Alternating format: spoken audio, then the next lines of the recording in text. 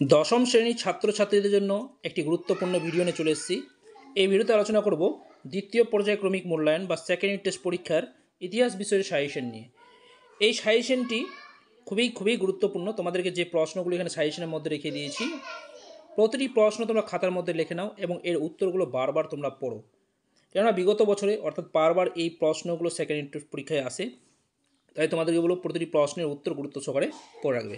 তাহলে শুরু করা যাক আজকের ভিডিও প্রশ্নগুলো নিয়ে। দেখো, প্রথমে আলোচনা করো মান 2 এর প্রশ্ন। মান 2 যে প্রশ্নগুলো লেখা হয়েছে তোমরা খাতার মধ্যে লিখে নাও এবং বই থেকে বারবার এর উত্তরগুলো পড়বে।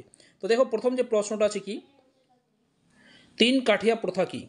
2 নম্বর, বিদ্যাবণিক কাকে এবং কেন বলা হয়? বিদ্যাবণিক কাকে এবং কেন বলা হয়? 3 নম্বর প্রশ্ন দেখো, শ্রেণী নিকেতন কি উদ্দেশ্যে প্রতিষ্ঠিত হয়?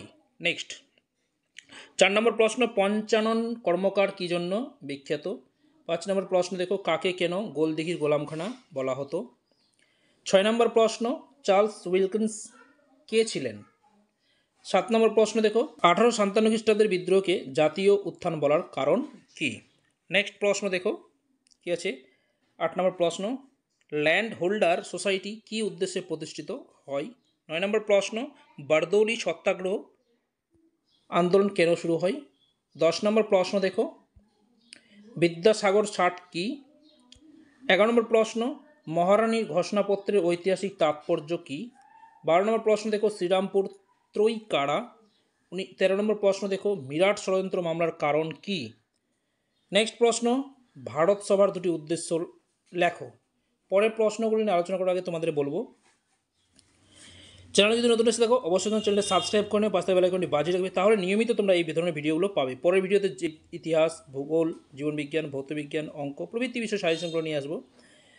তাই তোমাদেরকে বলো সময় মতো যদি ভিডিওগুলো পেতে হয় তাহলে অবশ্যই চ্যানেলটিকে সাবস্ক্রাইব করে নাও। নেক্সট দেখো কি আছে, আবার এই প্রশ্ন পড়ে দিচ্ছি। 14 নম্বর প্রশ্নটা, ভারত সভার দুটি উদ্দেশ্য লেখো। 15 নম্বর প্রশ্ন দেখো, বাংলায় সর্বপ্রথম কে কোথায় ছাপাখানা করে তোলেন? এরপরে টিকা, মান 4 টিকা থাকে, তোমাদেরকে টিকা কয়েকটা দিয়ে দিচ্ছি, এই টিকাগুলো পড়ে রাখতে পারলেই কিন্তু তোমরা কমন পেয়ে যাবে। 1 নম্বরটা কী আছে, ভারত মাতা চিত্র। 2 নম্বর বসু বিজ্ঞান মন্দির। 3 নম্বর বারদৌলি সত্যাগ্রহ। 4 নম্বর হচ্ছে কংগ্রেস সমাজতন্ত্রী দল। এই টিকাগুলো তোমাদেরকে অবশ্যই পড়ে রাখতে হবে। এরপরে মান 4-এর প্রশ্নগুলো নিয়ে আলোচনা করছি, তোমরা পরপর দেখে যাও। কী আছে, 1 নম্বরে জাতীয়তাবাদের বিকাশে আনন্দমঠ উপন্যাসের ভূমিকা কী ছিল? 2 নম্বর, বাংলায় ছাপাখানা বিস্তারে উপেন্দ্র কিশোর রায়চৌধুরীর অবদান লেখো। 3 নম্বর প্রশ্ন দেখো, অহিংস অসহযোগ আন্দোলনে কৃষক শ্রেণীর ভূমিকা ছিল তা লেখো। 4 নম্বর প্রশ্ন দেখো, বিজ্ঞান শিক্ষা বিকাশে জগদীশচন্দ্র বসুর অবদান কী ছিল? 5 নম্বর প্রশ্ন দেখো, বঙ্গভঙ্গ বিরোধী আন্দোলন বাংলায় কৃষকদের ভূমিকা কী ছিল এবং কেন? নেক্সট 6 নম্বর প্রশ্ন দেখো, 1857 খ্রিস্টাব্দে বিদ্রোহকে কি সামন্ত শ্রেণী বিদ্রোহ বলা যায়?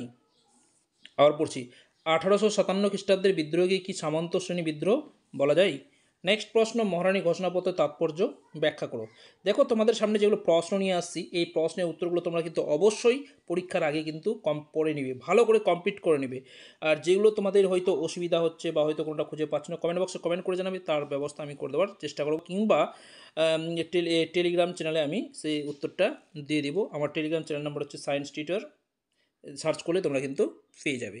ওকে, নেক্সট দেখো 8 নম্বর প্রশ্নটা কী আছে, মান 8-এর যে প্রশ্নগুলো আছে দেখে নাও একটু।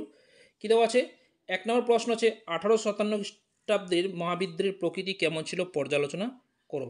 1857 খ্রিস্টাব্দের মহাবিদ্রোহের প্রকৃতি কেমন ছিল পর্যালোচনা করো। নেক্সট 2 দাগে কী দেওয়া আছে, শিক্ষা বিস্তারের ক্ষেত্রে ছাপাখানার ভূমিকা কী ছিল? ছাপাখানার ভূমিকা কী ছিল? নেক্সট 3 নম্বর দেখো, শান্তি নিকেতনকে কেন্দ্র করে কিভাবে রবীন্দ্রনাথ শিক্ষা চিন্তার বিকাশ হয়েছিল? তারপরে নেক্সট প্রশ্ন, তে ভাগা আন্দোলনের কারণ ও গুরুত্ব আলোচনা করো। তারপরে দেখো 5 দাগে কী দেওয়া আছে, ভারতের উপনিবেশ বিরোধী আন্দোলনে বামপন্থীর ভূমিকা আলোচনা করো। তো এই ছিল সেকেন্ড ইউনিট টেস্ট পরীক্ষার সাজেশন ভিত্তিক প্রশ্ন। তোমাদেরকে বলো প্রতিটি প্রশ্ন গুরুত্ব সহকারে অবশ্যই পড়ে নেবে এবং তার উত্তরগুলো তোমরা বারবার পড়বে এবং লেখার অভ্যাস করবে, তাহলে দেখবে তোমরা প্রশ্নের উত্তরগুলো ভুলবে না। তো যাই হোক, ভিডিওটি শেষ করছি, দেখা হচ্ছে আবার পরের ভিডিওতে। ধন্যবাদ।